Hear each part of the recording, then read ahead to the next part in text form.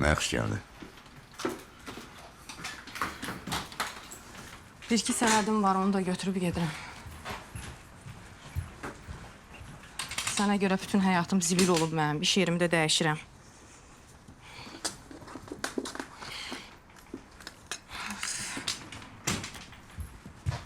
Çəkil. Mənə görə işdən çıxmaq lazım deyil. Hə, mən səni narahat eləməyəcəm. İşdən niyə çıxırsan ki? İş tapmaq zülümdür bu dəqiqə. Narahat olma.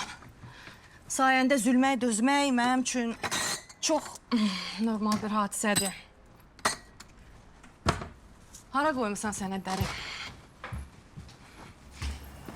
Anar, burax. Burax. Burax deyirəm. 1, 2, 4, 5, 6,